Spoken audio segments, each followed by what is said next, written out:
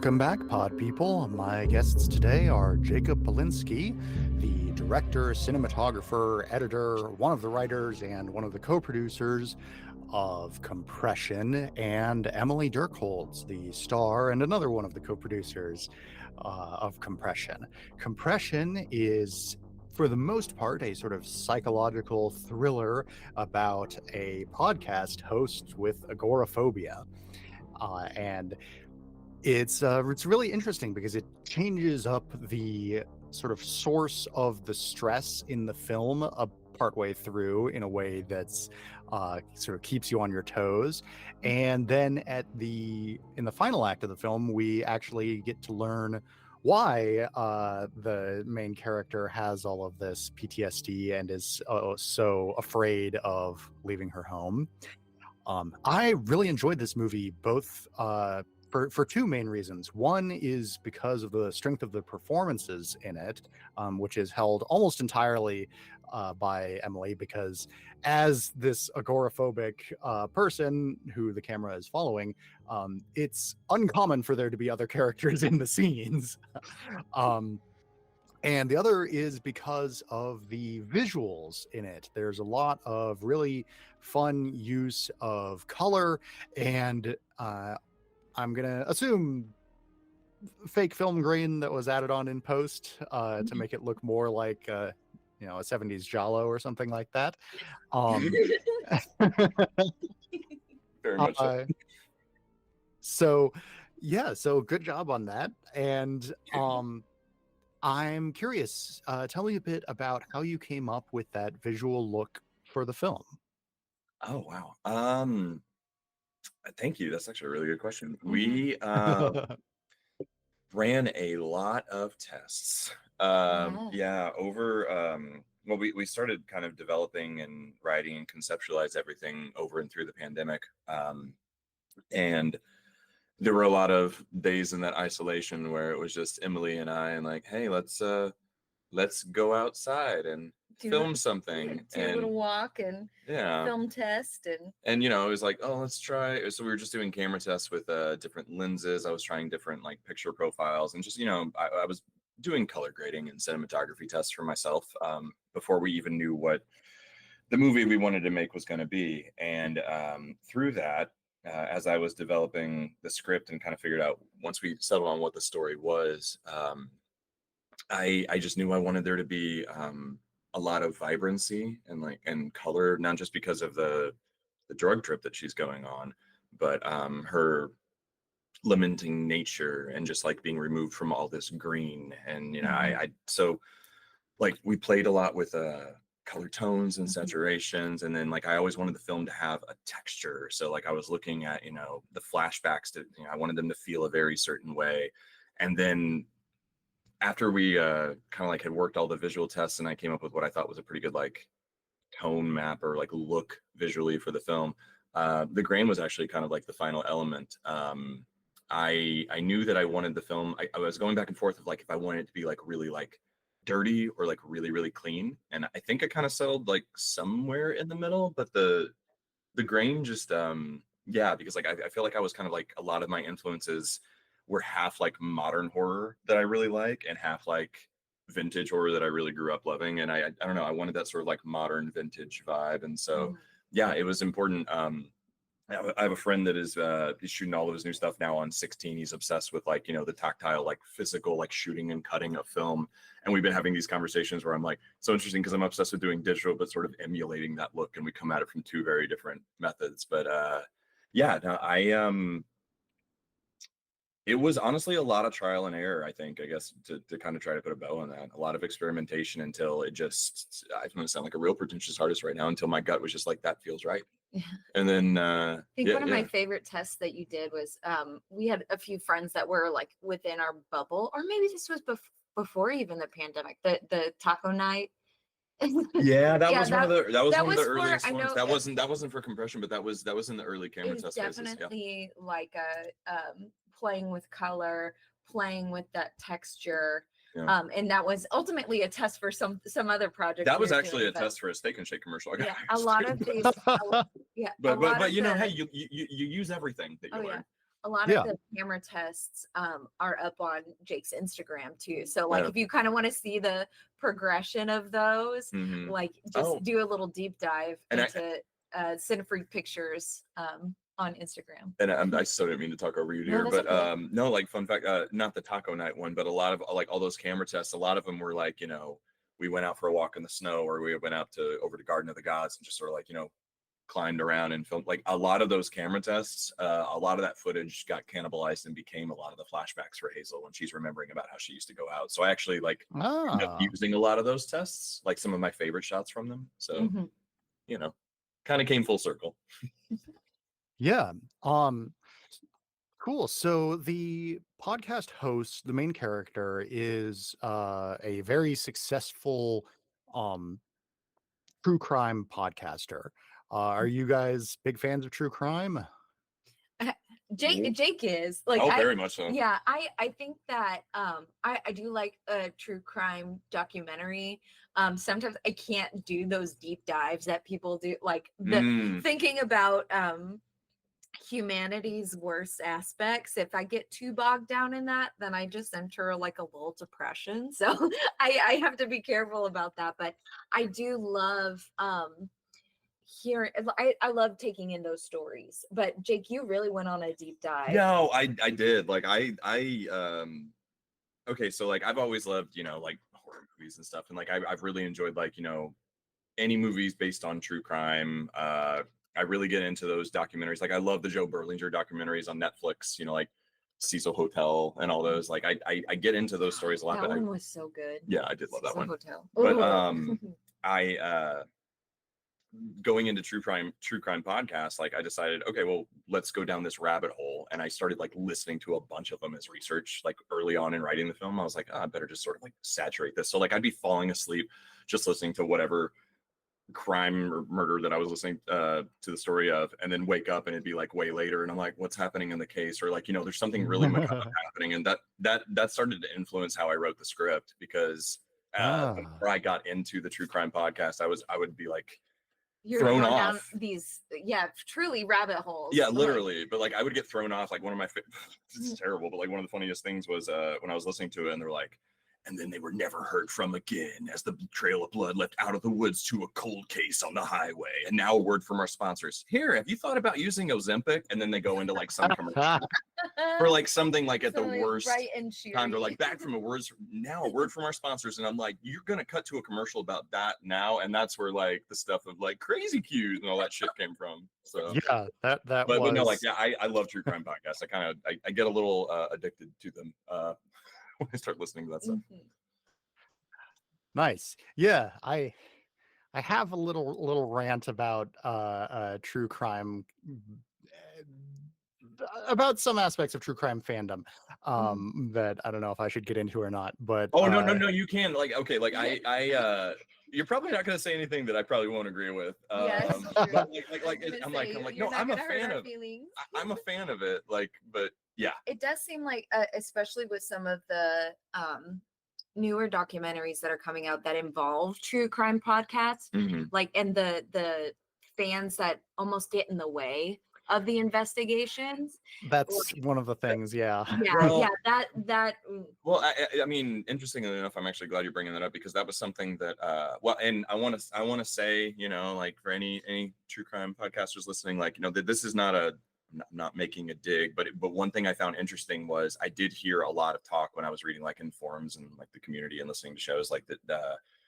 It's like you're a web sleuth, you're sort of not a real investigator, you're hindering the thing, or you're in the way, you're creating problems, or like conspiracy theories. I've seen people complain about that, and I thought that was real interesting. So we kind of wanted to make that like a thing with Hazel, like, like in her conversation with Super Sleuth, where she's like, you saved your life, the detective saved your life. It's like, you just like, I just run a show. And she's like, okay, yeah, but you presented it. So like, it was important to me to frame Hazel as that she wasn't just and I don't mean this in a dirty way. I'd say this about anything. She's not just a hobbyist, you know, like it's her whole thing was like, it was presenting actual information that happened to be helpful and lead for. So it's like, she's coming from a place of good, not from hey, I'm standing in the way. Well, and I wanted to differentiate that, because I did see a lot of like, hey, this true crime, like I really like what they do, and other ones it's like that's a little abrasive and you're kind of making things more difficult. So Mm.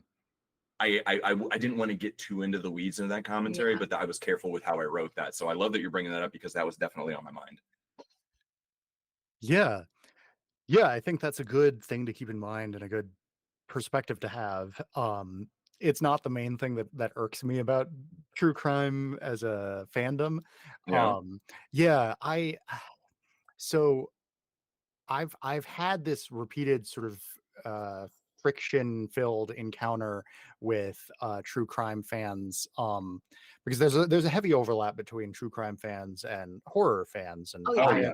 yeah. I'm a huge horror fan, but not really into true crime. And there's I like a lot of horror movies that are somewhat controversial. So for example, Cannibal Holocaust is a movie that I enjoy quite a bit. I think it's very important in the history of Italian cinema and cinema broadly. Um, and also, it's a pretty controversial movie, ironically, for a very different reason than when it was originally made. Yeah. Um, for anyone who doesn't know, when it was originally made, part of the marketing was that it was marketed as a true story, and the actors in it were paid to not make any public appearances for 6 months after the movie came out, It was with the the original idea. Yeah. Oh. Yeah, yeah. Okay. Cool. And this was so successful that the director was charged with murder in Italy, because the judge thought that the movie was real and that the actors actually died during filming it. Um, Hmm. which is not true. He called in the actors as witnesses, like, we are not dead. There were no actual murders. And the guy got off and everything was fine. And it became like this classic of grindhouse horror cinema. Mhm. And then more recently, it's become controversial because there are scenes in the movie where like the locals, who are played by Hmm. actual like native Brazilians, um hunt and kill some animals, and then they like butcher them and cook them and eat them and stuff, like, Yeah. on camera. And so Okay. you get to see them actually kill these animals.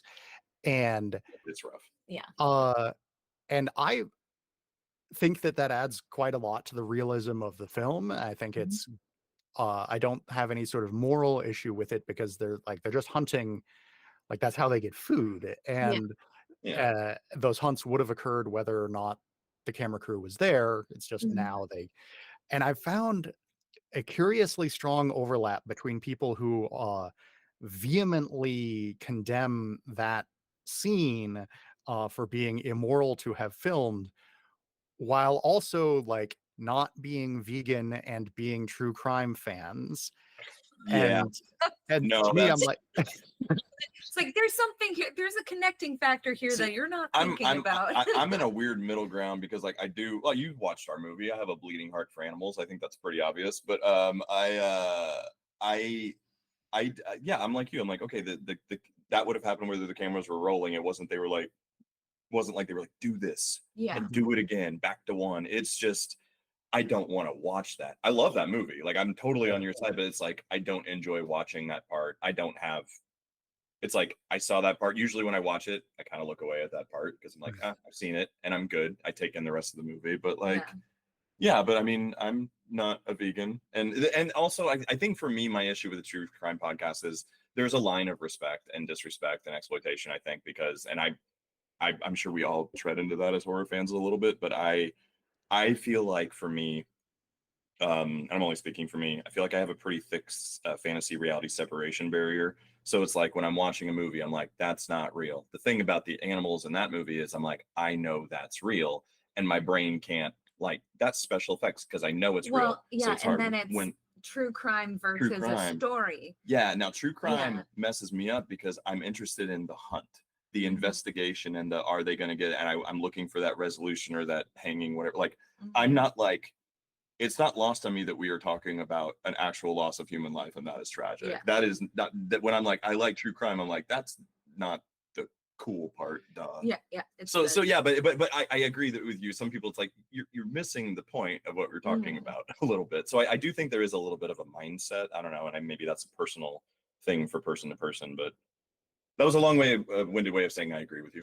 Yeah, it's like people. It's that painting with a broad brush versus like looking at the specifics of a thing. Yeah.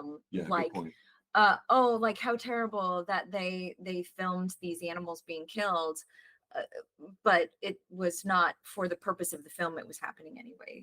No, but versus and like, it created this authenticity. I mean, like Yeah. that, like how often that has happened with a handful of horror films, but that is like one of the biggest ones. Is that idea of like, oh, that you did your job so well, we thought that you actually killed people.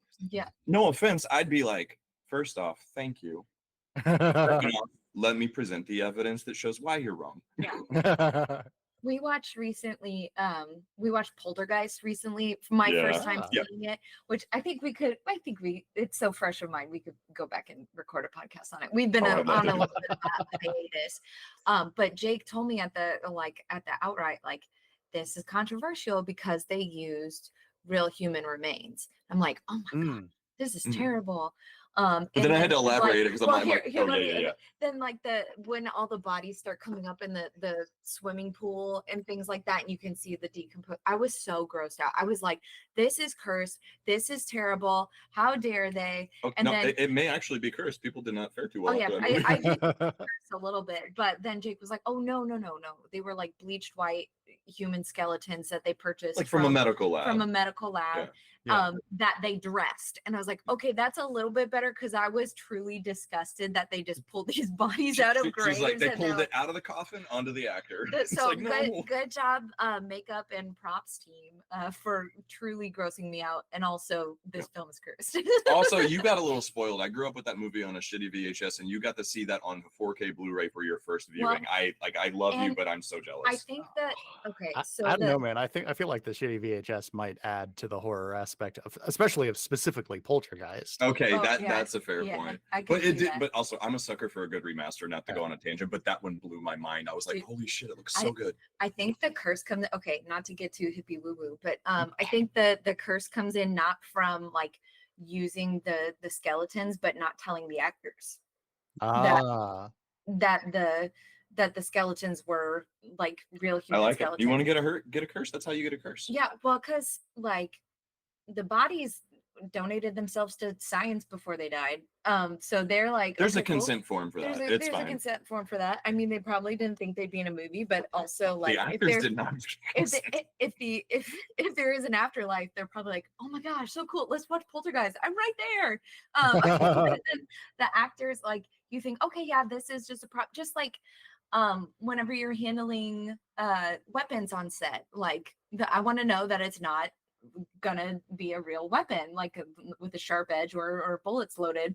I want to make sure that this skeleton, like, I want to know what this thing is that I'm getting into. Like, what? Oh, well, maybe I won't live on this podcast reveal to you what we use for the dead bodies and compression. Let's move on. Our real friends who were acting dead. Oh no. Anyway, so I'm done. Sorry. Yeah, the other two movies that come to mind when thinking about like the animal cruelty and the use of actual human corpses in it. Yeah. So in John Waters' Pink Flamingos, they kill a chicken and then they eat the chicken. And I mean, I've killed a chicken and then eaten it. Like that's a thing. That's how chickens get in your stomach. But I'm surprised that I've never really seen people have consider that a controversial movie for that reason. Like people talk about it like, oh, it's this gross, weird film, which it is. Yeah. But it's a fantastic movie, and for some reason, I've never seen anyone like bring that part up. Holy shit, you were 100% right. Of all the things when people are like, Pink Flamingos, I've never heard anyone cite that unprompted. And I never thought about that until just now And when they you said truly that. do kill the chicken, Oh, like, yeah. on film, I- or is it a prop? No, it's a real chicken. No, I was man. gonna say I thought it was real. Well, I Yeah. don't know. I've never seen it, so that's what I wanted to check. It's Yeah. John Waters. Yeah. Yeah. That sounds right. Yeah, But- I mean, it's yeah. I know. I mean, Not that I was doubting you guys. Great. So now, sorry. But- now, but, now like- I have to show you Pink Flamingos for the podcast. Right? yeah, Yeah. yeah. No, which, I mean, honestly, like if you're buying that kind of chicken from somebody, that is going to be that chicken's fate eventually. It's just a question of whether you do it on Yeah. camera or not. True. And I grew up on a farm, so we were a grain farm, but we were around like dairy farms or like beef cattle and chickens and things like that. So from a young age, I had a very like real knowledge of like, okay, yeah, an animal is going to be raised and butchered and then we're going to eat this animal. And it was usually like, okay, this family has pigs, this family has beef cattle, and it wasn't like a mass produced kind of way. So like for me, I'm like, okay, yes, there's a purpose to this, like that we're eating food, whatever. I don't know. I kind of got lost in the weeds with that. So I guess maybe what I'm saying is that, yeah, chicken dying, I'm like, that, but that makes me sound, that makes me hungry. Like this. Where's the rotisserie chicken? I'll eat a rotisserie chicken. This conversation, this conversation is legit blowing my mind because it is making me at once like A, want to watch a horror movie, B, want to go pet and hug my cats, and C, I'm a little hungry and I feel bad about it. Yeah. But anyway, so yeah. Okay, well, all right. Well, the last movie I wanted to bring up will help with you being hungry. It'll turn your stomach a little bit. Oh no. Yeah, let's do that. Men Behind the Sun. Oh, okay. Have never seen. Know its reputation. It is on my one day. I've seen a Serbian film twice, but I have not seen that one yet. It's on YouTube for free. So. Oh, that's the one that. Is that's the one about the prisoner camp during. Yeah, like about like Unit 731. Yeah. Yeah, like those we don't talk about. You read on Wikipedia that didn't happen, but it did shit. That So they do some real shit in this. So there is there's a lot of extremely realistic special effects in it, and there's one scene where within the fiction of the story, it's a child vivisection. And the way that they filmed it was that the director of the film reached out to all of the morgues in the nearby area and just was like, hey, give me a call if you ever get like a kid that looks like this in that you need to do an autopsy on, and I'll rush over there with World War II era uniforms and you guys just like do the autopsy for real while wearing these old-fashioned uniforms. Yeah. And I'm gonna film it and put it in the movie. Emily, your face is priceless right now. And so there's an actual autopsy scene in the movie. Uses actual autopsy footage. And it's pretty intense. It really rides that line of like, because like we were talking about true crime, like this is a reproduction of things that actually happened during World War II. And it's really disturbing. It's my jaw's a little bit on the floor. No, like here's the thing. I haven't seen it, but just like a lot of those like infamous films, it's like, yeah, I've read about everything that happens in it. The one that like, and I know like how they did it and it was faked and everything. At least that's what I understand. It's the cat and the rat scene. That's the one for me because that's like my one. But I know how they did it. So I'm like, part of me is like, it's not like Cannibal Holocaust. It's But the thinking of that scene, I'm like, oh no. But yeah. No. Well, I mean, honestly, out of all the scenes in the movie, having seen the movie, that is like the least convincing scene. Like if you actually just that's the one I was most worried about. Okay. Yeah, I mean, if you actually just watch what's happening on screen in that scene, it's very clear that the cat is not injured. The cat's running around at top speed the entire time. It has like fake blood on the exterior of its fur, but they don't put any like they don't show like a fake cat corpse at any point or anything like that. Okay. It's as long as you actually pay attention to what is actually really being shown to you instead of letting your imagination fill in the gaps, it will be clear that the cat is not actually getting hurt.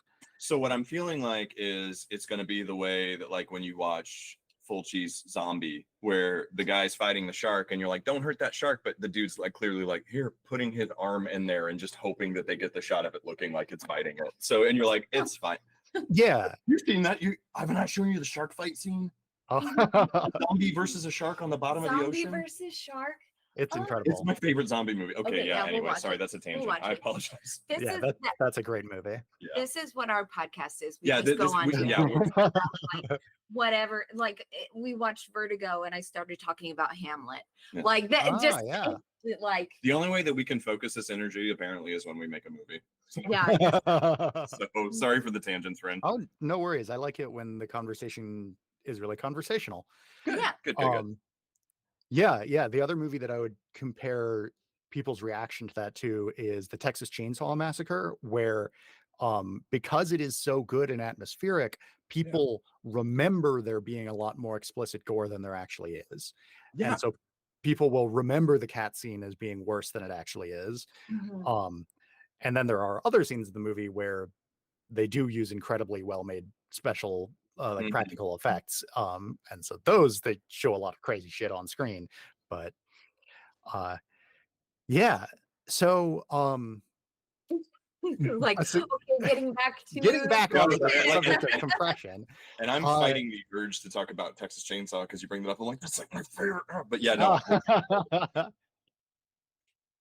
So getting back to compression, a significant portion of the film it concerns a bad mushroom trip. Mhm. And I'm curious, like, does that come from personal experience from either of you, or Because see. Emily intensely stares at me. Okay. Sure, we'll talk about that. So yeah, the way that the film shaped up evolved a lot, actually. Partially because of that.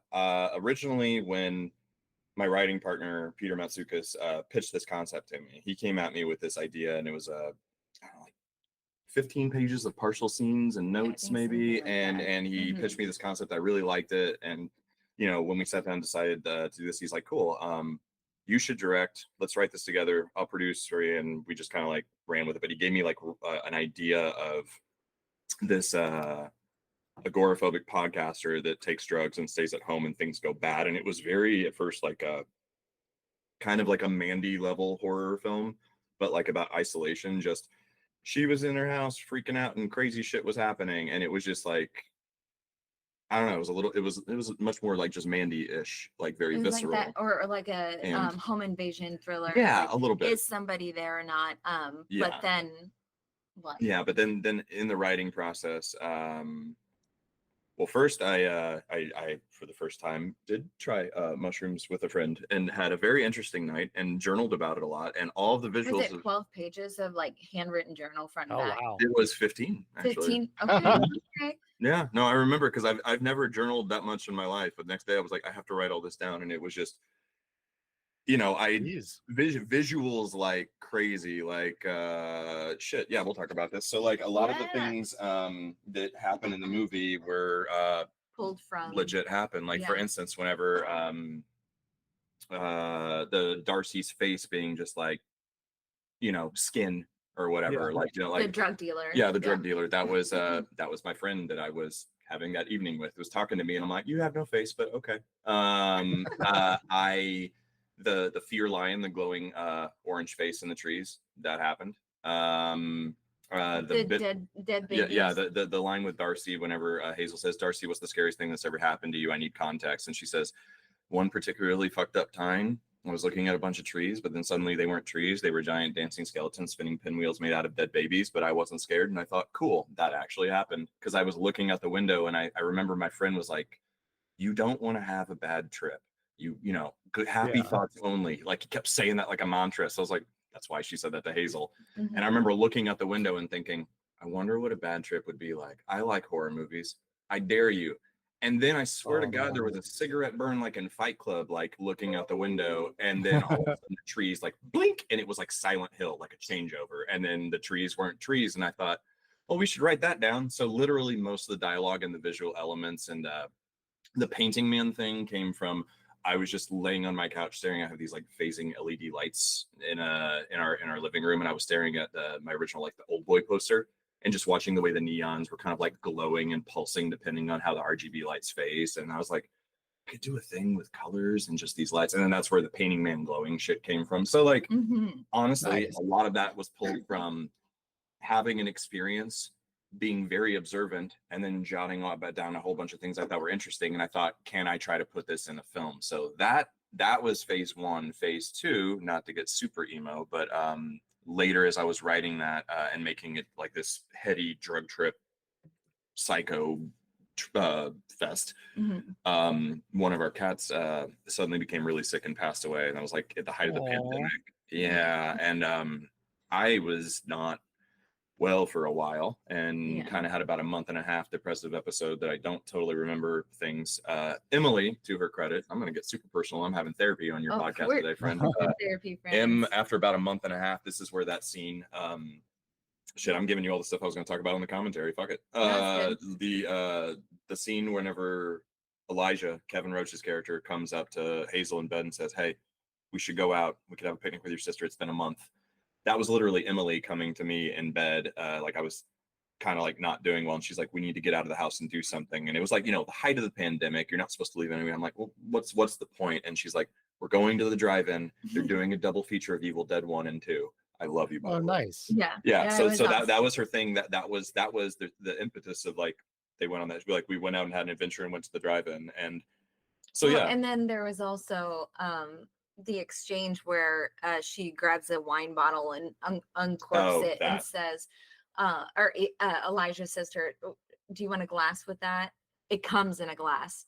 Really? That was an actual exchange. Actual words I said to her when I think and that's okay. Sometimes you have bad coping mechanisms. This is why we go to therapy now. But like I would wake up out of bed, go to the kitchen, grab a bottle of wine, go back to bed. That was an exchange.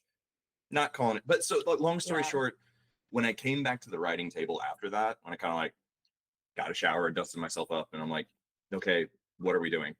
I re-looked at what I had written, and I realized that there was a lot of adrenaline, but there wasn't a heart. So then it sort of shifted, and it shifted from being like this horror movie about isolation and paranoia to being like a horror film about grief and loss. And so it was a little bit half the mushrooms and a little bit half going through like some heavy grief. And I found, and then they just sort of, those two things bled together. And then all of a sudden I was like, the movie makes sense now. Because I at first I didn't know where I was writing to. I was just enjoying the journey. But suddenly it's like it had a through line. And then, and at that point I was like, I know how the script has to get finished. And then it just happened. Well, and just for a little bit of context, because I know not everybody grieves a pet the same way that we have. A little bit of context. Our kitten was a year old, got sick very, very fast. Like it was sudden and awful. Like just it was like all within a week. So it was something, because it was so shocking, she was so young, and the sickness was so bad, like that really rocked us.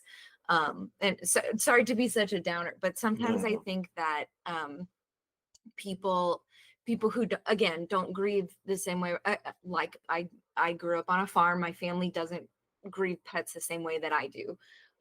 So like giving that little bit of context, I think sometimes helps with the empathy and relating. Anyway, I'm going to stop talking about sad things. But going back to your original question, yes, the drug element was definitely pulled from experience, but it was a little multifaceted. Like honestly, the project evolved a lot from phase one to now. Well, thank you. I have several follow-up thoughts about that. One, talking about the dealing with the characters' trauma and things like that. This movie almost but not quite fits into the real monster is trauma subgenre. Which I've interviewed a few examples of that. I like that subgenre. I know some people aren't fans. Most famous example of that would probably be the Babadook. And although I like to say in that one, the real monster is sleep deprivation. Watch that. I still haven't seen it. You need to see that. But I do know that the Babadook is a gay icon, and I love that. So I'm it's a mascot. Yeah. I don't really understand that, but whatever. I think we just go with it. I think we just roll with it. Like, Um, and for ones that I've interviewed people about, I remember The Fetch is a good one, Hmm. directed by J.C. Doler, Okay. where a fetch is an Irish folklore sort of doppelganger thing. Cool. Um, Oh. definitely recommend that if you like that sort of subgenre. Whoa, Yeah. Um, hold up. Robert Longstreet, Flanagan Boys in that? I Hell love him. yeah. Okay, yeah, I'm in. The Fed, yeah, by J.C. Dillard. No, Okay, wait, thank wait, you. wait. I'm gonna Was have to he look this one up. actually in that, or is that? Yeah, Oh hell! yeah, that's awesome. Okay, thank you. I'm keeping this bookmarked. yeah. Um, yeah, he plays the therapist. Oh, Love it. okay. He's got a great voice for that. I can't wait to see it. Yeah. Um, and yeah, it sounds like you had a much more productive first mushroom trip than I did. Uh, Oh first no. first time I did Okay. mushrooms, the guy who sold them to me that I was supposed to be doing them with ditched me like right as I started coming up on them, and so I Mhm. got lost wandering around on campus, and I ended up in somebody else's dorm basement where they had a big screen TV that they played Pink Floyd's The Wall on, which is still the only time I've ever seen that movie. It was Oh no. incredibly terrifying. Uh, but Yeah. I could see it because here's the thing. I was very lucky. Like one of my best friends, like my best friend, like trips at me. So that was like ah, very helpful. Because I was thinking about when I was writing this, I was like, oh man, what would that have been like if I was by myself? Ooh. And that became a lot of like when I was writing the Hazel things. It's like, okay, you remember that, but what if you didn't have a safety net? And so Mhm. yeah, no, that's very different circumstances. Although I have to admit, I am a little jealous of you getting to see the wall that way. I don't know, man. I remember very little of it, and I remember being like intensely terrified the whole time. Which, That tracks. That yeah, tracks. um, yeah. When watching the movie, I I found myself wondering whether this was just a fact about my own psychology or something that's true more generally. But I found the drug dealer friend who shows up in an attempt to sort of trip sit. Uh, Mhm. seems like she does a terrible job of that. It's And I'm not. wondering, That's like, fair. all the like sort of anxious, tight voiced, you don't want to have a bad trip things. Uh, if I was the one being spoken to in that tone of voice while on mushrooms, that would make me freak out. Uh, and I don't know if that was intentional or what. Like, I don't know if that's just me.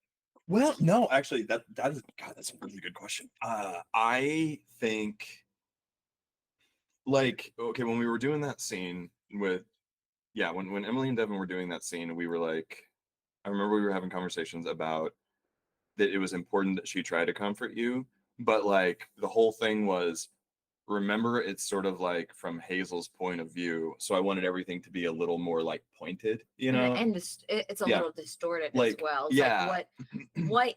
what actually was this interaction? Yeah, like Ah, where it's like, yeah, she comes in, she's like, you're fine, everything's fine, and then she blinks and the lights shift, to normal. And then all of a sudden she's like, everything's real, and her face is kind of like skin mesh warped. And like between that, the intent was to try to set up a little bit of a misdirection, some smoke and mirrors, like, oh, okay, maybe were the colored lights ever on? Is this whole night actually happening? Is it in her head? She goes upstairs, Darcy disappears. So I kind of wanted it to be like a blend of Darcy, how she actually was, which I think is a little more reflective of how she was in the phone call. And then when she shows up in person, it's a little heightened because Hazel's on edge. So I was really trying to filter this through like a point of view, like, yeah, not like we were third person watching a high person with like someone trying to talk them down, but we were in that anxious, addled state.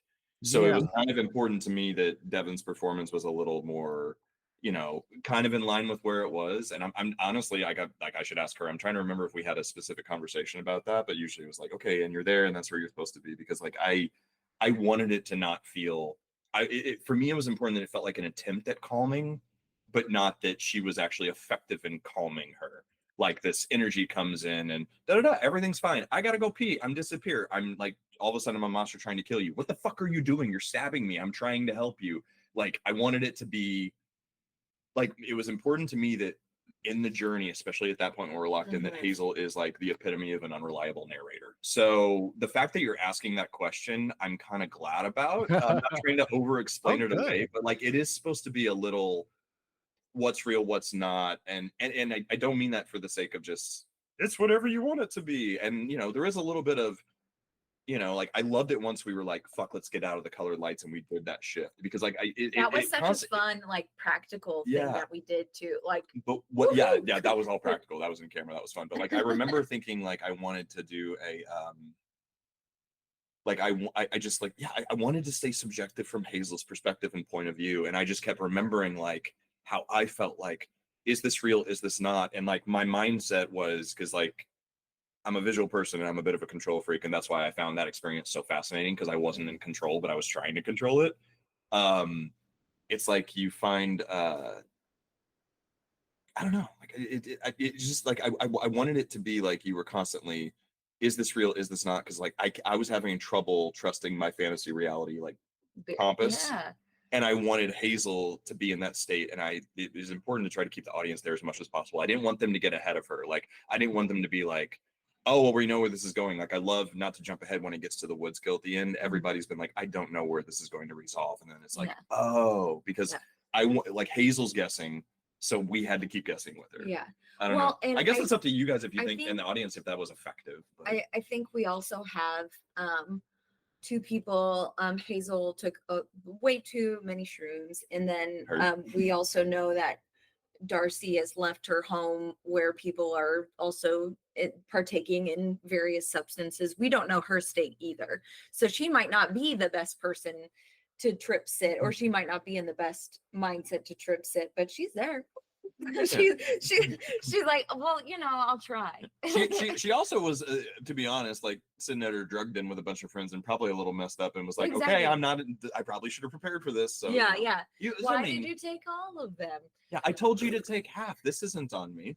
So a little bit of all. Yeah. Anyway, no, thank you. That was I actually hadn't had a chance to like discuss that part, so thank you for that question. You're welcome. Yeah. So, so did you have an idea of whenever you were filming a scene, like here's what the main character is perceiving through this, you know, distorted lens, but also here's the underlying physical reality of what's actually happening? Or were you just focused entirely on the perception part of it? I feel like at least in my head I was trying to keep a tether on both. I don't know if I was what you felt I was communicating, but like for instance the party scene, you know, like where the killer Joe Patrick, like when he comes in with the gun, and then you know you bash him with the plant and everything, and all that stuff that ends up getting mirrored in the woods attack at the end, and you know, we were so focused on how it felt for you, but then that switch of remember that this is all in your head and nothing's happening. Yeah. Like, because you and I worked really hard on that scene. Yes. I love the part. It's almost like Hazel's subconscious coming out, and like it's a very weird and interesting way to look at like what happened and what she did to defend herself and her sister. And like the praise that she got from that, likely from people like feeling that and feeling some kind of pride, like, oh, look at this thing that I stopped. But also it was a fucking terrifying event. And so all of those elements spilling out of her, it's like her subconscious is all around her instead of just inside her head.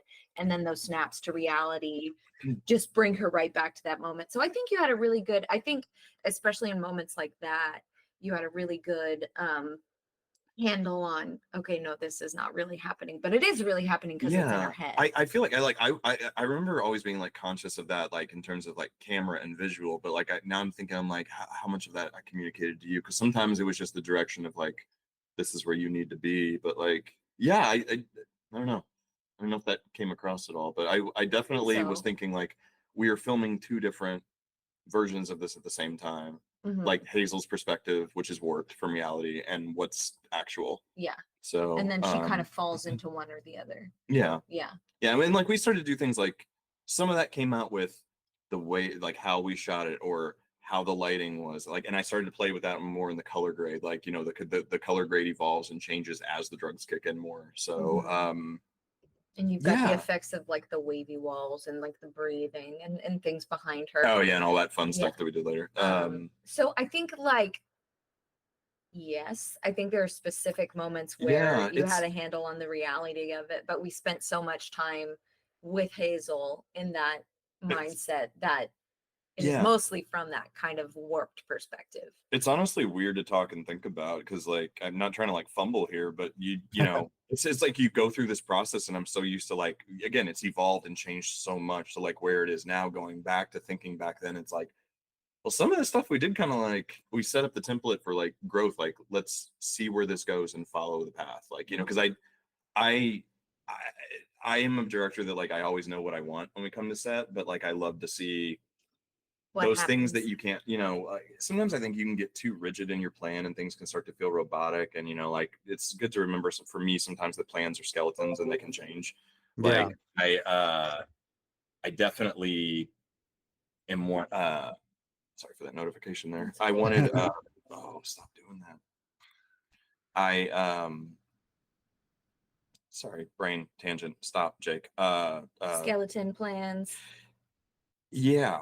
Going in with a rigid plan versus like I like to thank you. I appreciate your brain. You're the best. I like to I like to just, sometimes I'm an AD on set, so I can jump. It's easier when you're not acting. Yeah, I can jump between my creative and my logical brain and be like, okay, here's the thread of it all. But if I'm in full creative mode, like, you're on your own. I appreciate you.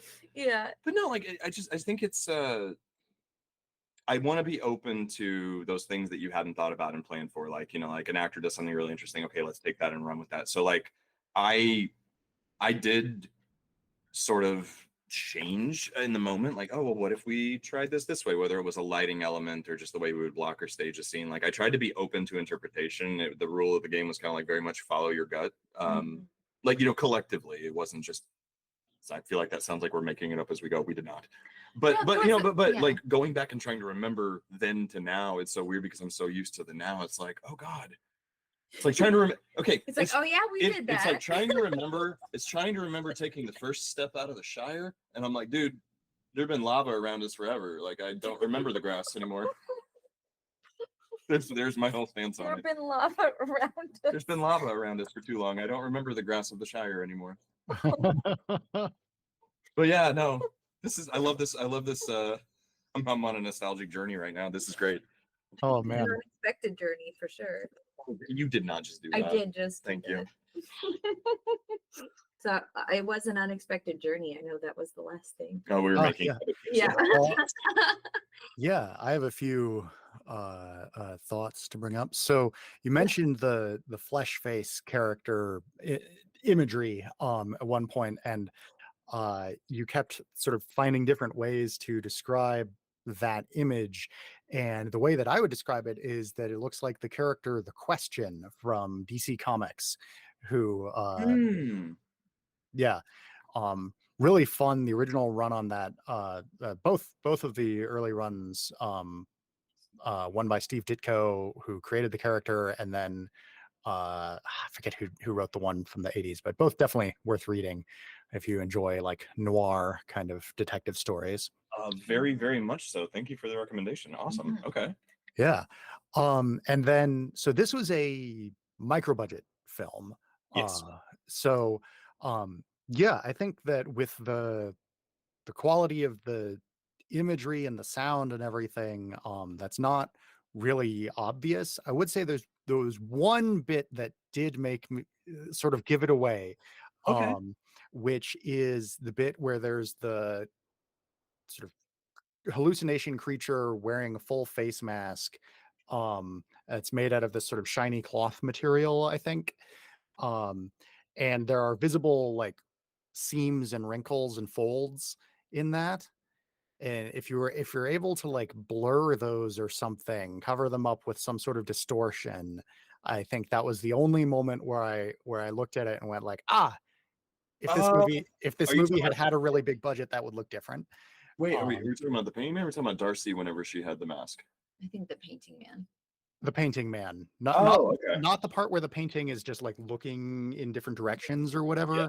That part looks solid, and not the part where the character has like the injured face. Those also look solid. It's just the one. I think it was only like one shot uh, Okay. with the painting where the character where the figure in the painting comes out of the painting. Mhm. Oh, are you talking like when he's like alive and out, not in the frame? Yes. Okay. Correct. Yes, that's what I'm talking Gotcha. about. Okay. Okay. Um, Yeah, so we've talked about the production a bit, and in a movie like this, where so much of it is dependent on the performance of the lead character, one of the things that I usually ask is how casting went. Oh, Um, yeah. but it appears that you two are already close collaborators, so I'm guessing you had an established relationship before the movie began. Uh, a wee tad.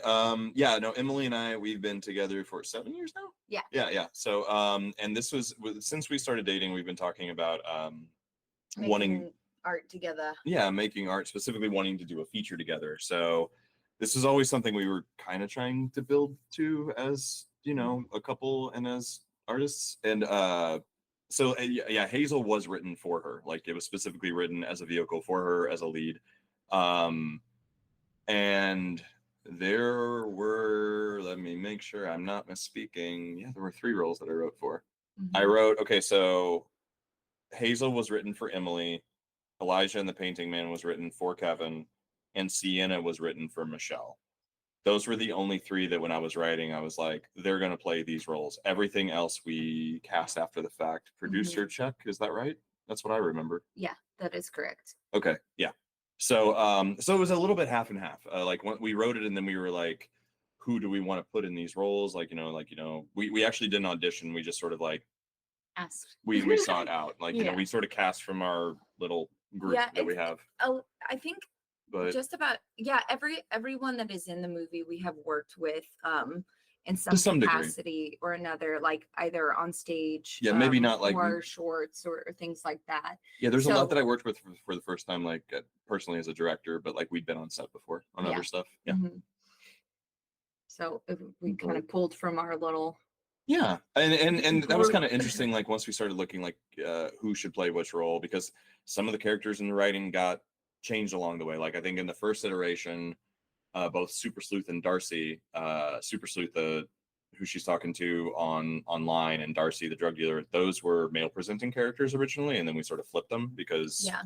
you know, when we were looking at casting, and actually it was earlier in the writing process when we were trying to think as we were writing who would play these roles, and I just was like, I think they're more interesting as women, and then we kind of cast after that. Honestly, that sort of made, oh yeah, Yeah. we should have Devin and Kara play these roles. That makes sense. Mhm. So, so yeah, it was a little bit like I went in with 3 anchors, and then the rest we populated after. I guess is what the answer to that. Okay, yeah. Another thing that reminds me of John Waters films, where it's very much him and like the set of friends he already had that he cast in or created the roles for. So that's nice. That's the kind of thing that can come across as like you made a lot of compromises, but in this case does not. I think they all worked well in it, so that's good. Thank you. I love that you brought up John Waters. Like that's totally apt for me. Like I kept thinking of like two storytellers in 2 very different eras that I really like what they do, where it's almost like this troupe of people that they work with, and you're like, those people are going to come back and they're going to play different roles in the next one. I do think that sometimes that can be compromised, but sometimes with the right team, the right alchemy, it works. And I loved well, recently what Mike Flanagan's doing with this series, and his cast, and how like you get to see like what is Zach Gilford going to play this time around, or Henry Thomas. Like I love that. God, Henry Thomas is just brilliant, a chameleon. But I I love like in his movies and series kind of what Flanagan does with that, but also like it speaks back to like my favorite artist of all time, and be real snobby, Ingmar Bergman. Like he kind of kept working with the same person, like this. Yeah, he's so, like yeah. right there with Ingmar That's my Bergman. shit. But like I really loved like kind of what those 2 storytellers did, and like I don't know, doing like I guess my version of that here in Indiana. A lot of it is like we know in our group of friends, like And they're not just who friends, like match- they're yeah, artists, like, you know, artists, they're not just like we're casting friends, they yeah, are that talented, who accomplished match actors. who match we know who matches our level of passion and like creativity, and they're the people that we want to work with. Not that we don't want to take a chance on new talent or anything like that. It's just No, that always looking to grow.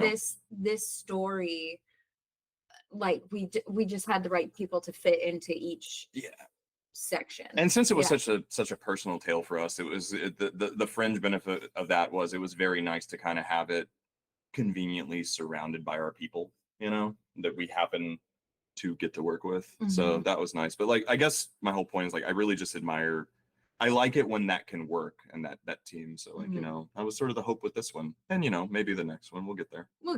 I really like it when people are, you know, out making art with their friends. So I think that's great. So you mentioned earlier, I forget if this was before or after we started recording, but you mentioned that this is only played publicly a few times. I think it premiered at Horror Hound. Is that right? It did, yeah, back in March. That was our world premiere.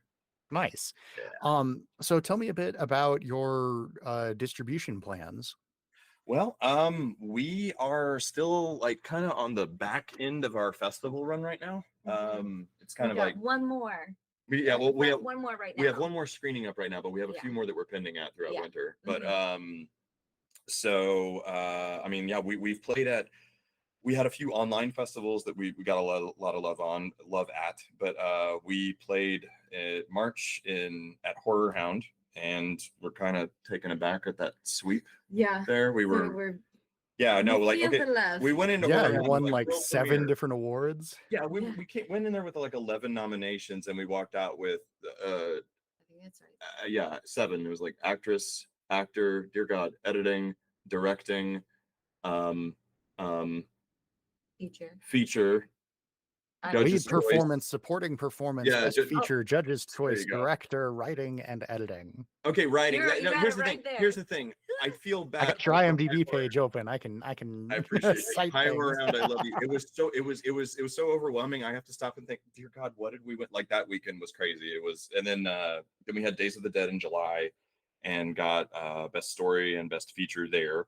And recently we just played at the Victory International Film Festival. We ended up with best actress, best Hoosier made film, best feature, and grand prize. So like those are weirdly enough, those are our 3 like public exhibition festivals. So like those 3 big holy shit ones were just the only times it's played publicly. The rest of them were online competitions. So we're just kind of like we're setting up a few more screenings right now, and I think we're going into distribution talks in winter.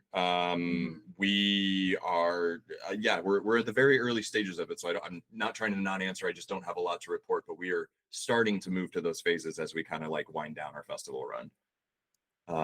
Like, can I say the dream would be like a Shutter or something like that? I mean, yeah, but yeah, it's okay to wish. I mean, no, the dream would be an A24, but we're not there. Oh yeah, anyway. dream would be how cool.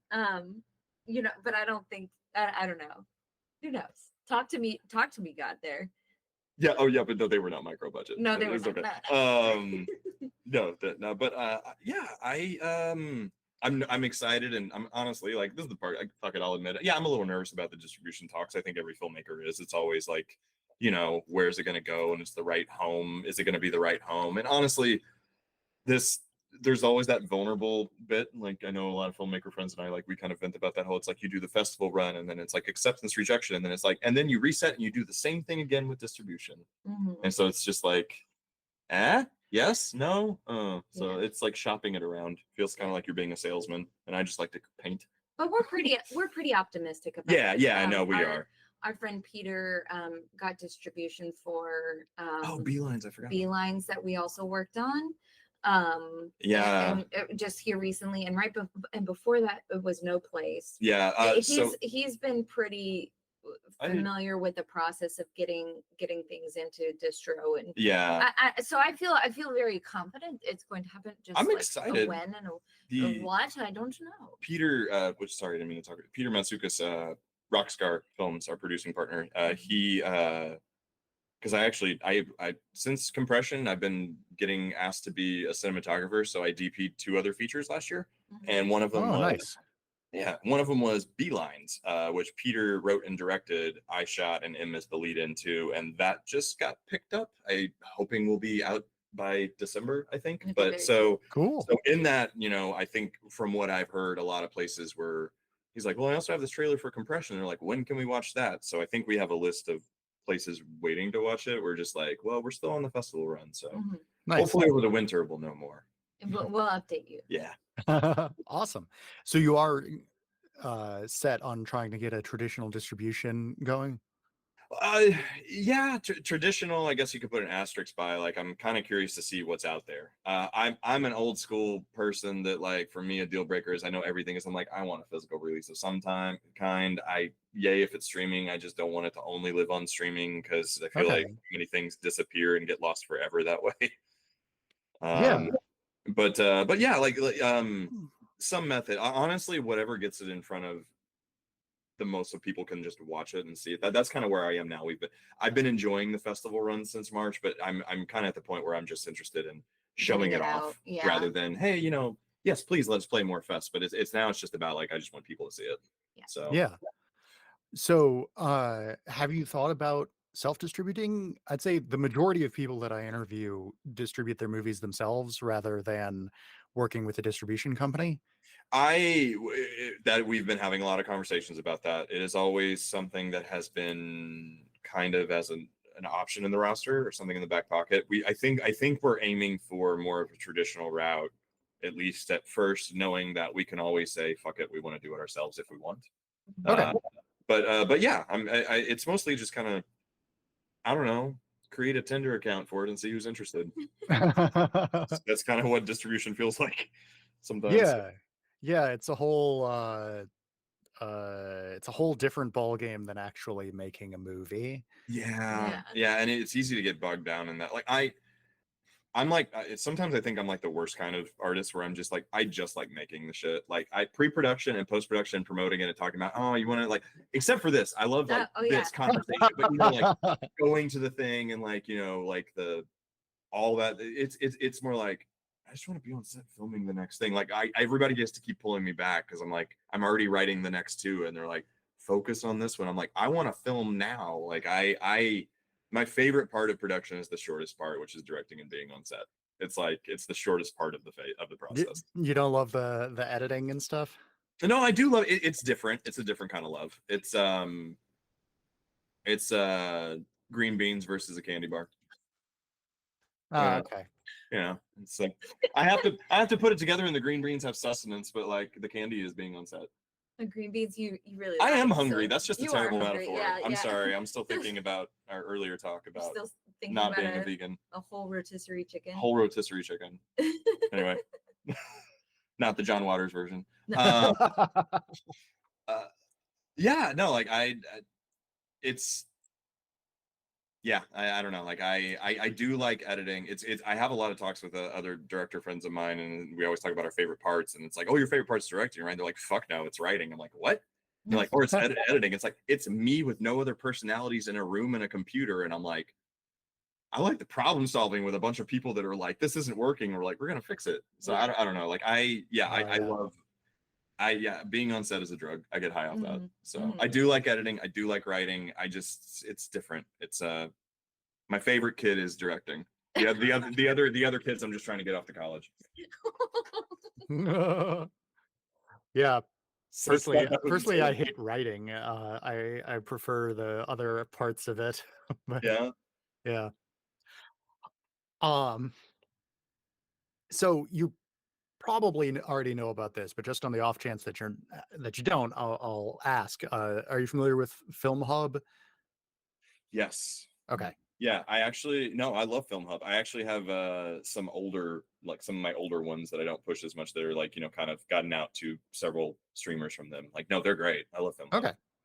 And so you're looking for a more traditional distributor instead of Film Hub because you want to get it on like a higher profile platform and you want a physical release?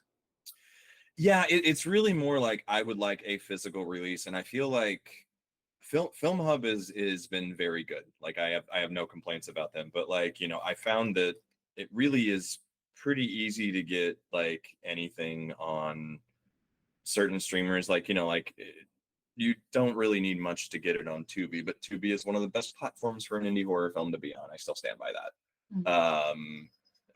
But like, I don't know. Like, I want to see like what options are out there, and I kind of feel like it is weird because the last time, I'll admit, this is a little of an old school mentality. The last time I was taking a feature out going for distro was 10 years ago, 2014. So like everything has changed so much. I kind of just want to see what options are rather than assume. And like I think that there's no reason we couldn't just go via Film Hub if the other routes don't work. So it's more of a seeing what the potential is, I guess.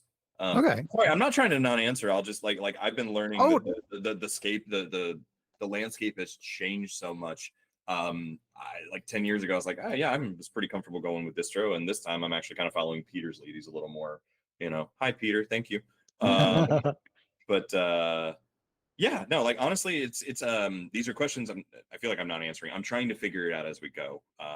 But I really would like, I don't know. I want a copy on Blu-ray on a shelf somewhere. I'm sorry. Yeah, it's just that's just me.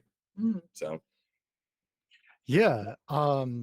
Yeah, no, totally understandable. I know it's interesting. I don't mean to be like a shill for any company. I don't have any relationship. And indeed, I've never worked with Film Hub. And oh no, you're good. I had never heard of them before I started interviewing people. And then like out of the first 20 people I interviewed, I'd say like at least 15 of them were distributing through Film Hub. And so they told me about it, and that's how I came to learn about it. And occasionally I'll talk with somebody who has never heard of them before. And so your mindset is like, hey, here's this thing. Well, like, yeah. And honestly, here's the thing. Film Hub is great. The one thing I'm curious about, and I haven't seen or experienced or done my research on that, is like the films that I have that are going through Film Hub right now are like honestly old shorts, old features, stuff that like I don't push as much. So like I haven't done something with like, here's a brand new film where they might be like, hey, these platforms, rather than they're trying to get something that's however many several years old on whatever platforms are interested in looking at archival content as opposed to a new release. So maybe that would be different. I guess what I'm saying is I'm open for all options, just very much trying to keep an eye out for what is the best. But no, like Film Hub is absolutely something that we've been looking at and considering. Nice. Yeah, I know the folks that I've interviewed for Tapehead, The Return of Jacob Cobb, which is a fun little VHS themed slasher movie. I've heard of that. I want to see it. Yeah. Yeah. Oh yeah. I mean, I'm pretty sure you can watch it online right now. But they're also doing a physical media release. Nice. And I believe they're basically just sort of doing that themselves. I know you can, awesome. I know there are websites where you can like just upload your files and then order 100 DVDs or whatever. Yeah, for sure. So even if everything else falls through, you can still get that physical media release that you're looking for. Oh yeah. Well, one way or another. That's what happened. Yeah. So after you get the distribution for this movie settled, or maybe even before you do that, I don't know, do you have plans for your next feature? I do. You do? All right. You want to talk about it? Go for it, babe. So yeah, I actually have a few different, I was kicking around a few different ideas of like what's next, because like I'm the person that like I always have a few different ideas I'm juggling depending on what mood I'm in. Like I rarely am ever writing just like one thing. But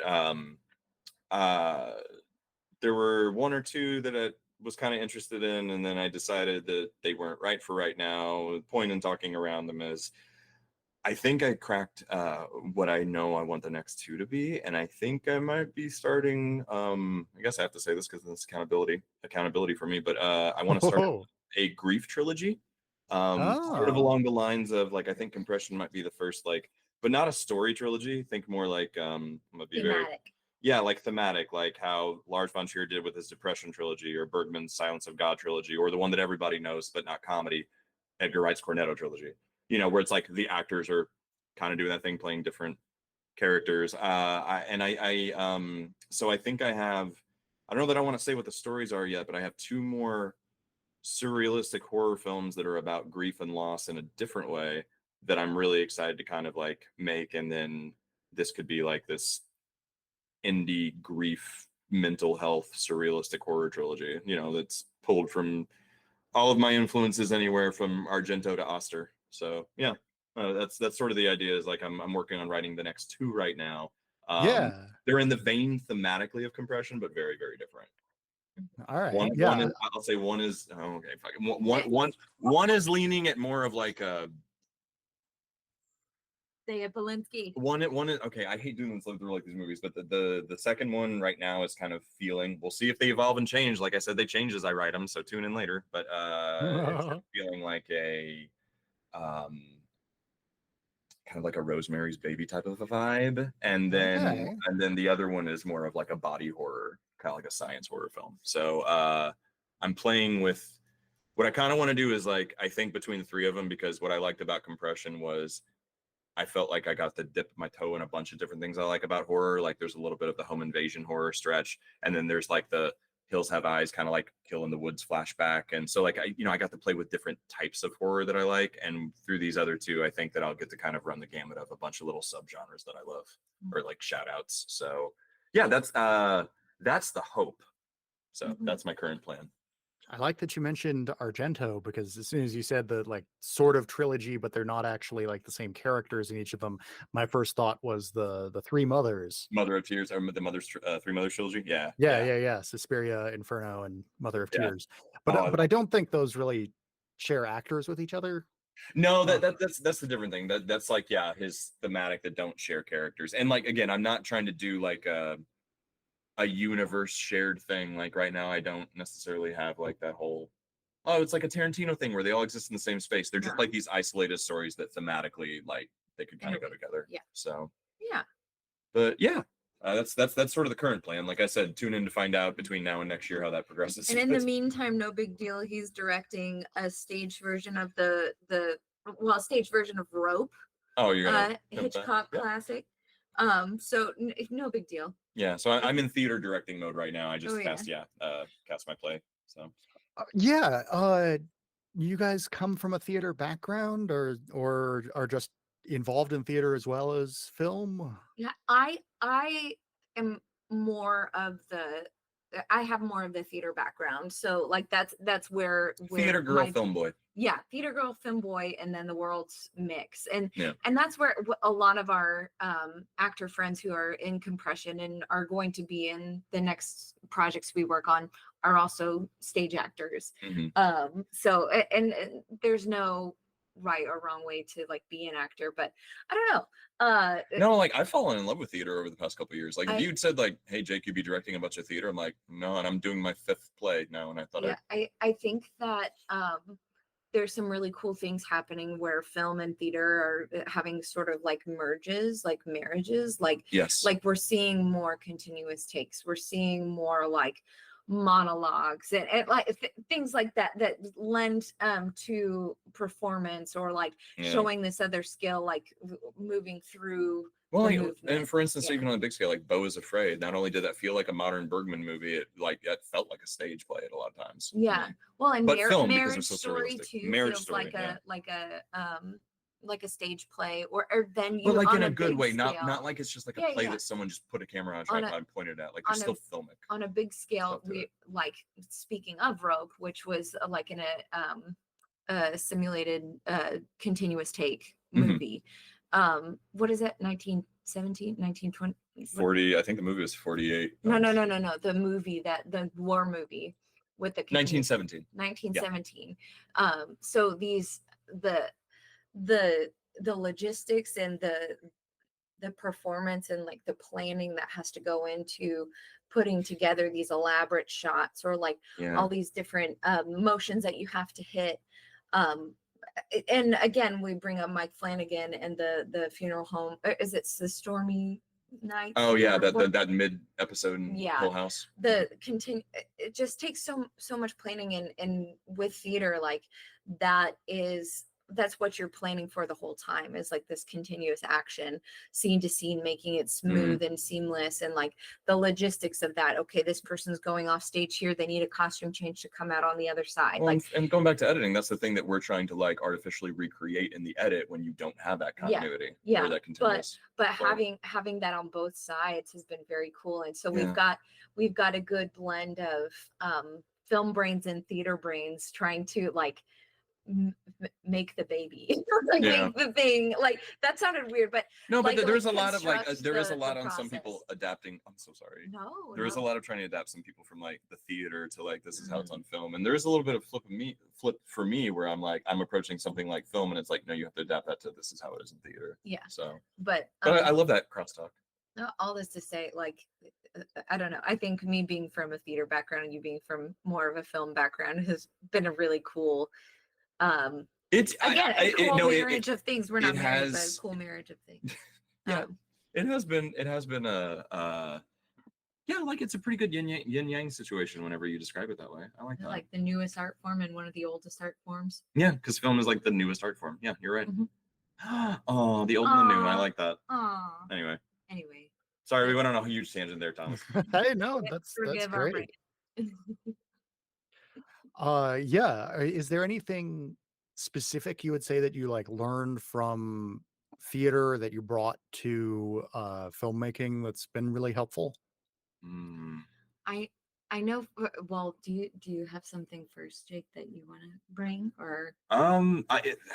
It's not that deep of a note. Like for me, the biggest thing was when I got into directing theater, and that's just been sort of like my focus or what I've tried to enjoy and hone a little bit further since the first time was I remember getting on stage, keep wanting to say on set, and you know, like learning and adapting, learning and adapting the terminology, and just realizing, oh, okay, my first thought, because I'm such a visual person, is like, okay, where's camera go with it? I'm like, oh, camera's just the audience sitting in the, okay, cool. I just work with the actors, so honestly, like, I like directing theater. I mean, it's not just that. You still block stage lighting, and like, you know, there's still like, you still do all the things. You just don't do the component with the camera. And like in directing theater,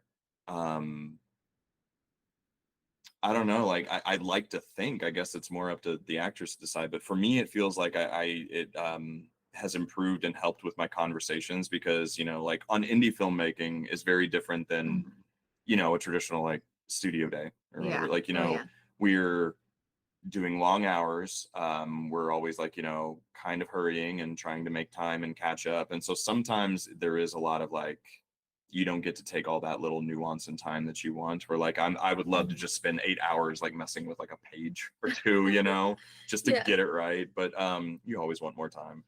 But in directing theater, I feel like I've had a lot more focus on just conversations with talent and gotten to the point where those conversations can be a little quicker on set because I do need the time to like deal with camera and setup. And, you know, like, and in theater, it's like, I can sit there and I don't have to go away for that. I can just sit there and talk with the actors until it's right. So it's like, it's helped me. I'd like to think it's helped me be like a little more, not streamlined, but a little more efficient director, maybe in terms of just working with the actors. Yeah. But I don't know. That's just like for you. I think you should talk to this more. It's hard to say because I've been doing so much of both here lately. And for me, like, a lot of people will ask, okay, what do you like better? Is it film or theater acting? And they're starting to blend even more for me. So like with, I guess compression specifically, because there was so much of just me, it's like trying to find the I don't know, this is also going to sound hippie woo woo, like the energy that you draw from the room and like the people that are there and like, using that to focus in on a target that you're trying to affect, or like I don't know. So there's that element, and also like the memorizing of the monologues and things like that, and not being so like I mean, memorizing isn't always my strongest point, but like the expectation of theater, like knowing eventually, okay, yeah, I'm gonna have to know this whole script. Like it's not as intimidating to say, okay, we're going to film 5 pages today. They all need to be memorized. I'll Like, say, okay, I will cool. love you, like you theater kids, like you look at a script and you're like, okay, we're going to learn this and go, as opposed to how the hell am I going to learn this? Like, like that, if you have that anxiety, you hide that very well. And then on the producing aspect, like the getting things done. Yeah. The theater, I use this in interviews whenever, because my undergraduate degree is in theater with an acting emphasis. So to get a normal person job, I'm like, yeah, I work in theater, so we sell tickets to our deadlines, and that's something that we're always working towards. So we always find a way to win. Oh, nice. Working with different personalities to like get the thing done. Like I remember there was a day on set I was producing, I was AD, and we had like some big setback. And I was texting with my friend who is also Michelle, who plays Sienna. And she was also brilliant. Love her. She was like a producer a bit too, I Yeah, think. no, she's an associate producer. She's a producer on the film. But on this other film set, whatever was going wrong, and she said, "You will get it done because you have to." Yeah. Like there's not really another option. Yeah, it will, like it sucks, but you're gonna get it done. And then we did, and that you have to have a team with that mindset. Yeah. The creative problem solving, the thinking on your feet. It's like, okay, like again, for example, I was just in a production of Urinetown, the musical, which I love. It's one of my favorite. It's almost like a horror musical, almost like pseudo horror. You were great in it, by the way. Thank you. It's so much fun.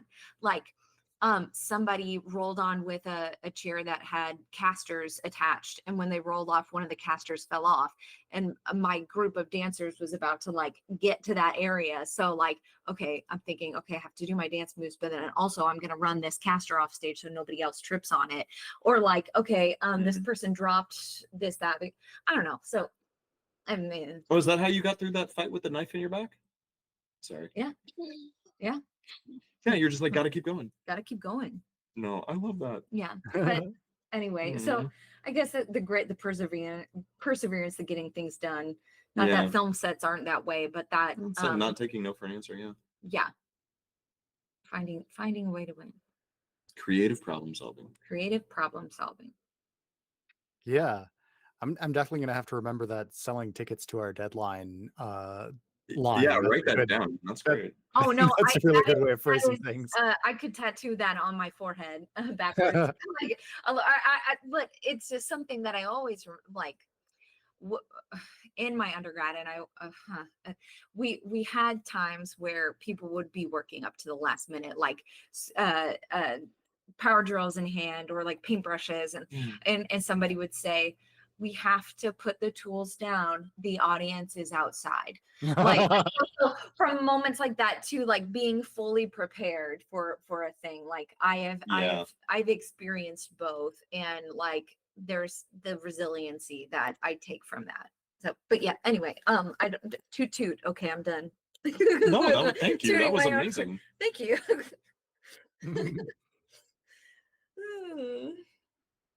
High five. Yeah. Awesome. So one question I like to ask near the end, it used to be my final question, but recently it's been prompting new questions after, depending on how people answer. Where do you see the future of independent film going? Oh shit. I'll let you jump on this. Yeah. Well, I guess I will say something to it. I think more and more, and we're seeing this in our area too, because people can see making art as prohibitive, because like, okay, how do I have the means? I don't have the money to do this, but like it is becoming more and more accessible to be able to do the thing on smaller scales. So people are getting to create, and they're getting better at that art. And I think especially for our little region here, like our local film fest, Victory International Film Fest, we had 3 features that were filmed in the area. Which was crazy to see. That were well 2 features, like awesome, and a documentary that has been doing very well too. So like there is this movement for more of that. Like, oh, it's not, I don't have to move to LA. I don't have to move to Atlanta to make the thing. I can make it here with my own means and the people around me who believe in it. Anyway, but that's just my perspective. You can speak more to this, Jake. No, well, no, I agree with everything you said. I'm trying to figure out the best way to like approach this because it's I think that technology has constantly evolved, like what you're saying about how it's like easier to do things now. I mean, like, you know, like we've been progressively saying that louder and louder for like Yeah. 20 years, Mhm. you know, like, you know, from when you had to do this way to eventually it's like you have the ability to, you don't, like you said, you don't have to be in a certain region with a certain set of equipment. Yeah. That's like, you know, you can go do that. And like it's the advice you hear from every director or anyone. It's like, you know, like, well, if you want to be a filmmaker, what do you do? It's like, go make something. You want to be a director, Yeah. go direct something. Pick up a camera, go do it, let it suck, learn, do it again. It's like, now you've done it. It's more complicated than that, but also it's like the equipment and the ability and the resources are there. It's like really now it's just excuses if you're not. Well, I don't have the money. Well, I don't have this. Okay, well, you to make that, but you can make something else. Like the resources are there if you want to create a thing. So like I love that that's become more accessible. The pandemic is definitely I think kind of blown up the age-old constant conversation of quality versus quantity, because with everyone being so like hungry for content, quote unquote, you know, just like get everything up and streaming like from 2020 to now. And then, you know, now you have this, which is just a, I don't know, that's more of an opinion than a fact, but I was about to say, it feels like it's a very American thing because that just screams of being hung up on what determines the success or the making and breaking of your film is determined by opening box office weekend, which in my opinion, fuck off. Like, yeah, who cares like how much it made in just that first weekend? That, you know, that's not a litmus test for if something is good Meanwhile, or we're bad. so excited for Deadpool and Wolverine. Well, yeah, but also, like, how well they did. But also the difference in that is that had that weekend, but also look how much that stayed up in that tract. How many times you see a movie that's like people didn't see it, but then word of mouth, it's like that opening weekend is not a litmus test for if something is good or bad. It's just, did people go see it? Did it get the most attention that weekend? And I with more and more streamers, and you know, I feel like everything has gone to streaming, and I'm not trying to get on a soapbox here, but it's like, come on, we just reinvented cable but shittier. It's the future of independent filmmaking. I see, I don't know, I can't decide if I like, as an artist, like I always want to be optimistic because I always think there's new things, but like everything has gotten so bogged down in what's the successful movie is, like how big it is and how expensive it is. But then you start to see like, I think that independents and are continuing to grow a little bit bigger. Because like if you look at, yeah, A24, but god damn it, look at Neon this year. Yeah. You mentioned like, A24 earlier, and I was gonna Yeah. bring up Neon, but didn't. Yeah, I mean, like, don't get me wrong. Yeah, I'm an A24 fanboy, of course, but like, you know, come on, Long Legs, like, killed it this year. Neon is doing like, okay, so like, I think that there are certain labels and distributors and platforms that are going to champion this stuff a little bit more. I think that we are at a place where there's no reason to not go make your story unless you just need to make it a certain way, in which in my opinion that's just you getting in your own way. Like if you need a certain talent, you need a certain money, you need a certain location, you have to have this car, this, I don't care what your element is. It's like, okay, yeah, you want that, but do you need wants versus needs. And I think that the opportunity is paving a little more, because you see like look at like going with those studios, you have like an Eggers or an Oster. We talked about Flanagan. Look at those are indies that made it. Well, and I also see like as our generation is coming up, they are more sympathetic to the struggling artists. Yeah, and people like, are becoming more interested in those stories than just things that blow up. They want to find those opportunities to reach for those people because they have been those people, instead of the old mentality. And then we see this in all sorts of industries, not just film, not just the arts, but like this gatekeeping mentality about, well, this is the way we've always done it, or like, Which is they want you have IPs, they to- just want sequels and franchises. So. we have to do things this certain way because this is the way it's always worked. And it's like, well, there's more to do, friends. There's more to do. There's, and I think seeing like certain artists like pioneer and do that, like, you know, it's inspiring and it's encouraging. And like, I love seeing things like I mentioned it earlier, but, and I know some people didn't like it. And first off, you're wrong, but like Beau Was Afraid was one of my favorite movies of last year. And I know it's like this 3-hour, like very personal, you know, Ari Aster just kind of like doing his own therapy thing, but also that's not really different than his first 2 films, but that's my point, my stance. Yeah. But it's like, that movie didn't do particularly like I think what they thought it was going to do, but like A24 was still like, yeah, bank and behind that, and then like they're behind his next one. So like I'm seeing some places that are giving artists that are taking risks like a bigger chance rather than, hey, you really only, if you to be successful you have to be a Marvel movie, which yay, I'm not shitting on Marvel. I do I love everything, man. I love good movies, I love bad movies, I love big movies, small movies. I just love cinema. But I just like, give me all of it, good, bad, and ugly. Yes. I just I do think that where you saw like we got to remake this movie that used to be a franchise thing in the 80s that people forgot about, or we need to do, you know, another, you know, Fast and the Furious movie, and which please do that too. Yes, I enjoy that. But you know, the point is like everything was all that, and now since really over the past several years, I've seen like, again, A24 Neon and some other studio, like Shudder's been doing some great shit. Like I'm seeing like a lot of platforms that are giving artists voices and the chance for people to see that they, you know, want something new and different that's not just like the 11th sequel.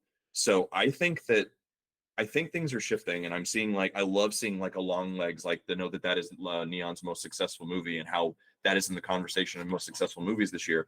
But that wasn't like a $100 million+ thing, and it's not based off an IP. So if it's like, you know, the people say audiences don't want like, you know, fresh original stories. They fucking do. They just don't get pushed enough, but when they're pushed right, they land. And also, please let them be good. Yeah. You know, and I'm not even getting into like the did you or did you not like Long Legs. That's not the point of the conversation. It gives me hope for other films. It's like, someone didn't like that, cool. You still have all the other shit that's at the multiplex, but I love that I'm seeing like films, to be blunt, more like what we want to do in that vein, like getting championed. Yeah. So everything is starting to get more accessible to people consuming that art too. That was that's very long-winded. Yeah, that was in the weeds. Did I answer your question at all? Sorry. Yeah, no, I think that's good. And yeah, I think I agree. It's interesting. You didn't bring up the thing that a lot of people I've been interviewing recently have brought up, which is AI. Ooh. Yeah, I try to avoid talking about it, but yeah, we can talk about it. Yeah, it's that makes that. I think anything can be a good tool. I'm not against dismissing anything as a tool. I am against using anything as a crutch, and I think that sometimes the intentions and motivations for people wanting to lean on that are in my opinion, woefully incorrect. But that is just my opinion. But I don't know. I get. Well, I think it's more and more important for artists to continue to create in the face of AI, because we are making the stories that people can empathize with. We are making the art that is art, and what makes art is the human factor. So it while AI could seem threatening to that, it's also more important than ever to just keep doing. I again, like the thing that I think gets lost in the weed, and this is just my opinion, I'm not trying to like preach to anyone or anything, but like, you know, again, AI like as an algorithm and as a tool, anything can be used. Because if you want to say like, hey, you go into, you know, DaVinci or Premiere or whatever, and you do motion stabilization, or you click anything that is sort of like interprets and scans and like, you know, motion tracking, like all that shit, that's an algorithm. You know, it's not the same thing, but it's like if you use something for a tool rather than just you type a thing in and design this. Like, it is weird to me now when I've been going, like some of the festivals we've been going to, they have like best AI film competition categories. I haven't really watched them, but I don't know. I don't know. What have other people been saying, and what's your thoughts? I'm just kind of ranting here. I'm curious the conversation. Yeah, so there are largely I've noticed two camps of people. One who are like, it's destroying the human aspect of art and it's the worst thing ever. And the other, which I mean, I don't mean to straw man them, but like people do have really strong opinions about that. Yeah. Oh, Yeah. definitely. And then the other camp is saying, like, no, it's a tool. It's a really and I think the most interesting pro AI perspective I saw was when I interviewed Adrian Zofe, the director of Be My Cat, a film for Anne. Oh. Which, have you seen that? No, but I love that title. Yeah, it's a found footage film where the premise of the movie is that Adrian plays a character named Adrian, who is a delusional Romanian independent film director who's obsessed with Anne Hathaway and wants to convince her to come to Romania to make a film with him. Because he also his character also kind of has the agoraphobia thing going on, except in Interesting. that it's not that he's not willing to leave his house, it's that he's not willing to leave the small town in Romania that he lives in. Okay. And so the premise of the film is it is him making like a pitch film to send to Anne Hathaway to convince her to come to Romania, and make a horror film with him. But he's like completely delusional, and so the film is like him hiring actresses who kind of look like Anne Hathaway to make this Oh, proof of concept film, and then he like Well, in the process he kills them while making the proof of concept film, and the whole thing is filmed by like him with a camcorder basically. okay. Conceptually, I love this. Yeah, and it's very well executed. Okay. It's super creepy, and really draws you into the mindset of this guy who's completely deluded. The idea that he could like ever convince this A-list Hollywood celebrity to come make his no budget film is obviously not going to happen, and then everything sort of flows from there. Really good classic found footage film. Okay. But when I interviewed him about it, and asked him like where he sees the future of independent film going, he talked a bit about how uh, AI is going to make the barrier for making fancy special effects films much lower. And he was I think I agree with him. Yeah. Yeah, and he was talking about how like if right now the big advantage that Hollywood has is that they can make these, like science fiction special effects spectacular films that Mhm. there just is not a way for an independent filmmaker to make currently. Right. But if AI keeps progressing at the rate that it has been, then in a few years from now, as he put it, like anyone can spend a week making the next Avatar.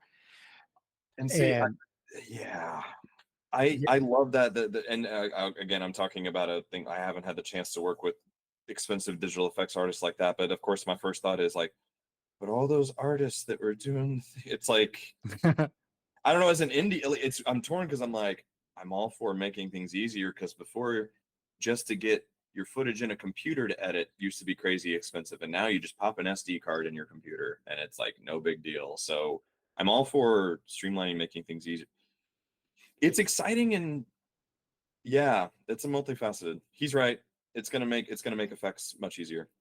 well, we already use it some for sound here and there, right? Not on compression. Not on Yeah, compression, no, but no. for other I'll, projects I'll like here. denoising I will and things admit, like like that. we do freelance stuff, and I have client works, client videos I do for clients all the time, and it is way too easy now in Adobe just to click like enhance audio, and then your sound mix is done with like a few button clicks. When that used to be a day of work. wow. Yeah, it's there's pros, but also like the ramifications. I don't know. It's exciting and intimidating at the same time, I guess. Yeah. Yeah, it's quite something.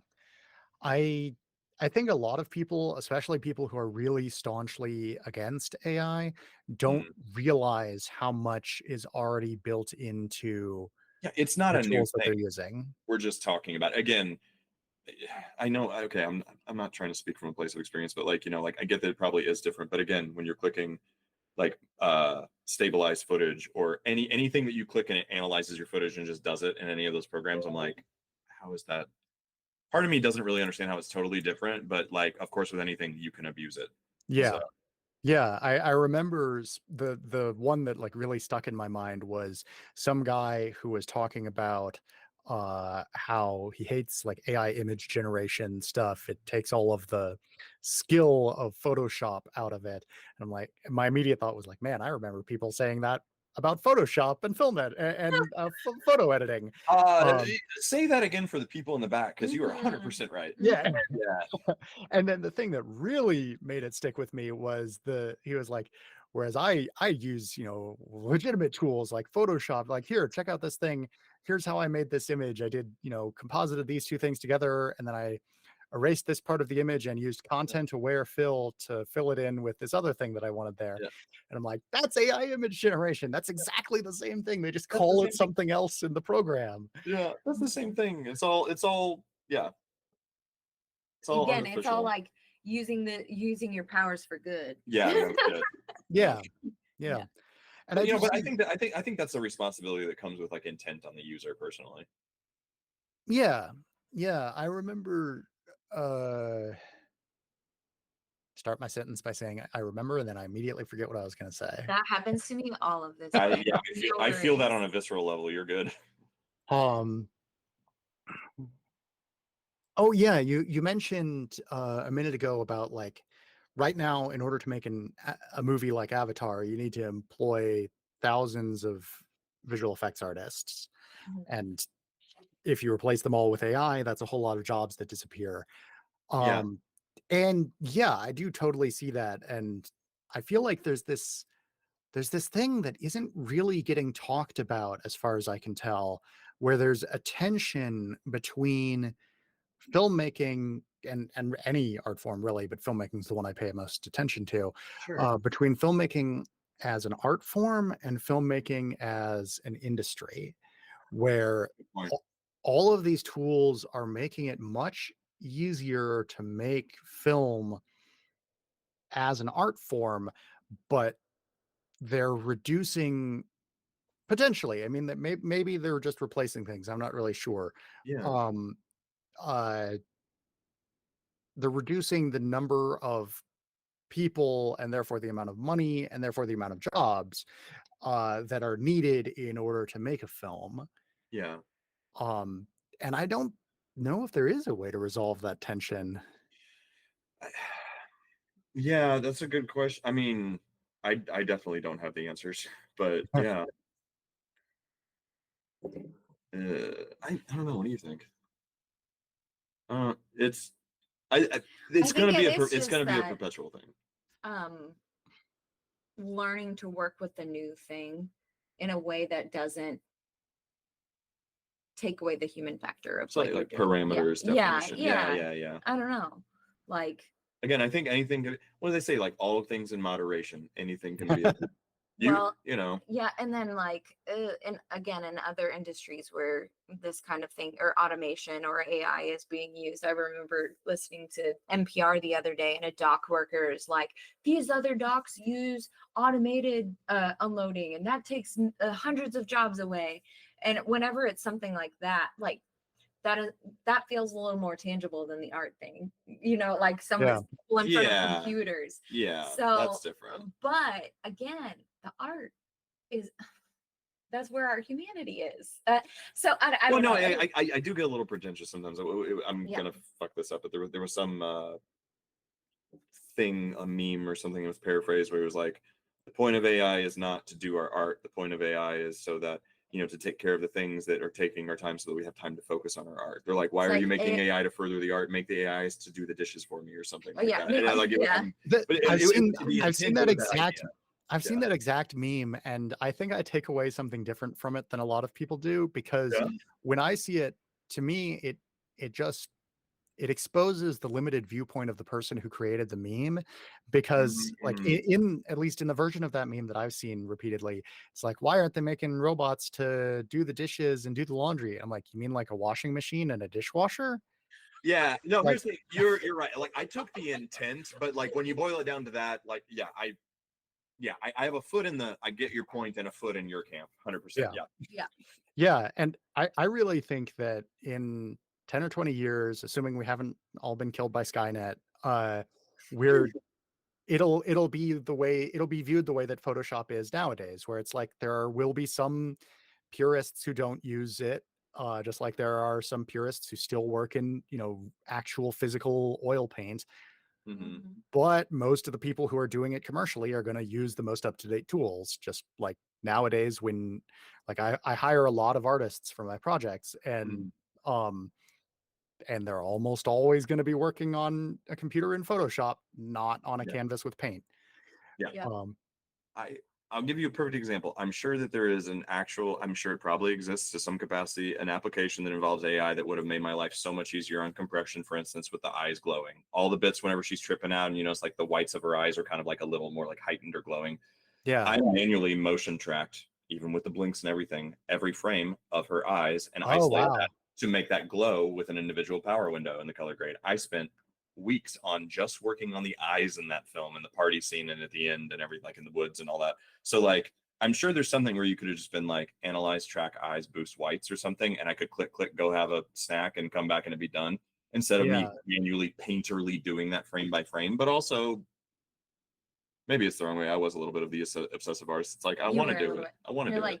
This is the work I'm going to do. Once I sat down and did it, and I was like, I like this. This is my job. I want to do this. It was a decision. So I hate to cut us short because this conversation is so good. We do have to get to a read through for Jake's What play. time is it? Oh my God, we've been talking that long? Yeah. Oh geez. I lost track of time. I'm so sorry to cut off. Oh yeah, no worries. I totally understand. Just like I don't want to cut anything short. Are we okay? Yeah, no, I mean, it's fine. My interviews are usually between an hour and 2 hours, sometimes less, occasionally more, and we're just about 2 hours. So yeah, okay. This is good to me. So last thing before we stop recording, social media or any websites that you'd like to direct anybody who's listening this to go to.